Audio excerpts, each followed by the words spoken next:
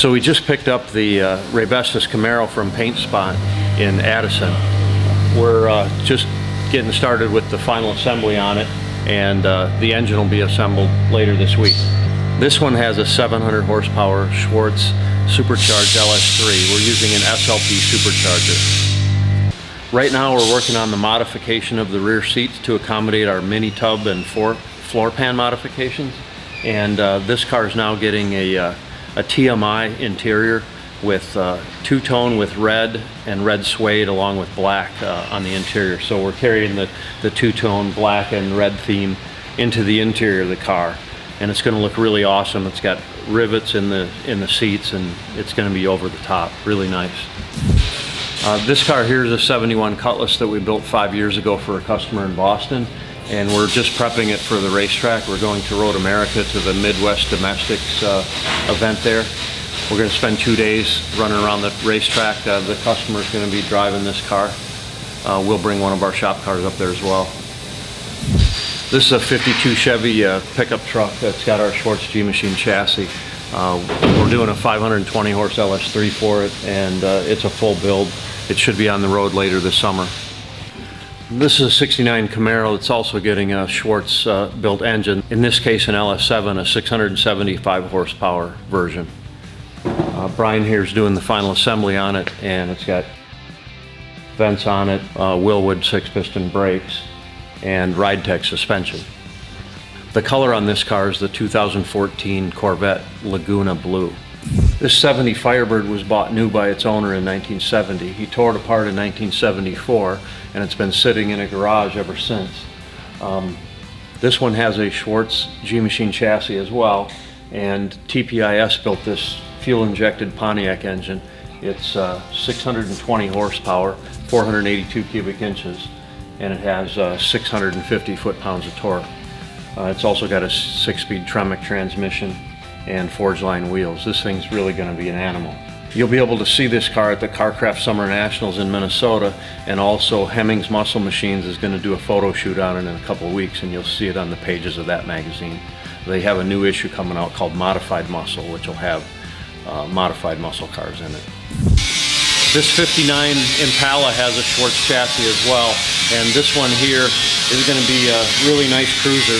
59 Chevys had the best looking fins out of any of the cars that had fins, in my opinion.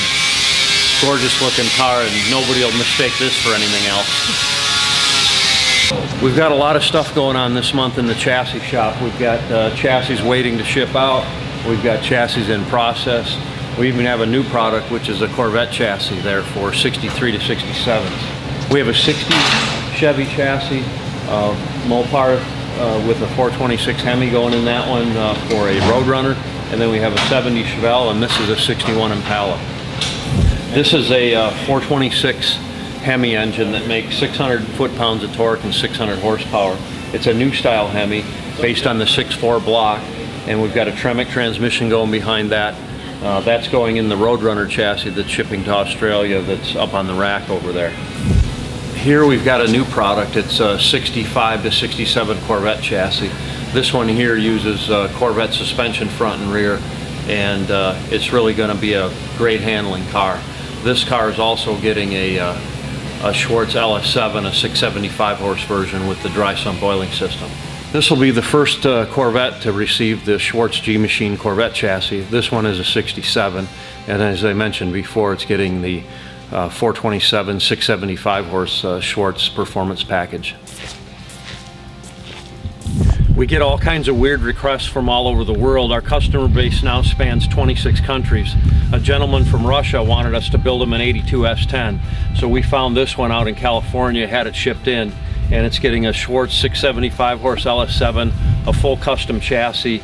The battery and dry sump tank and things will be mounted in the trunk to maximize the weight distribution, and it's getting backup camera, nav system, and a spotlight.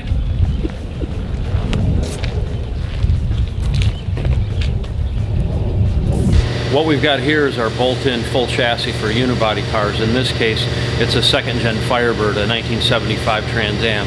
It's the same product that we're using on the Raybestos Camaro.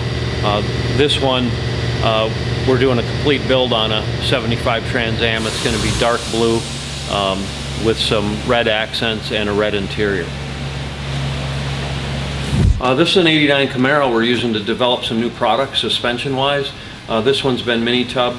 It's getting a set of Weld racing wheels, 335 BFG tires in the back, 275s in the front, and we've got our own suspension components along with some coilover shocks going in here. It's getting just a small block Chevy for now and a 700 R4 transmission. This color is called Santorini Blue. We've got the Sunoco hood and the slightly taller rear spoiler. Those came from Hawk's 3rd Gen. This is a 75 Trans Am that we're doing. The chassis we saw over on the chassis side there. This one's getting a 455 Pontiac engine with Kaufman cylinder heads and fuel injection. This thing should put out about 600 horsepower on pure Pontiac power. The wheels we're using on this project are Circle racing wheels, and they're almost an exact replica of the Rally 2 wheels, but they're a 19-inch diameter. In this case, we're using 19 by 12.5 in the back and 19 by 9.5 in the front with a 345/30/19 tire. Most people don't realize this, but Pontiac Firebirds and Trans Ams have a much larger wheel well opening than a 2nd generation Camaro, and consequently they need a taller tire. The normal Pro Touring mod on these cars is to put a 335/30/18 tire, which is about 26 inches in diameter, and they look really kind of like a lowrider car. The tires are just too small for the wheel well openings. So on these Trans Am 2nd gens, we put 335/30/19s, about 27 inches diameter, and it'll fill up this wheel well real nice. And then of course we mini tub it and put the fat 345 width tires on it.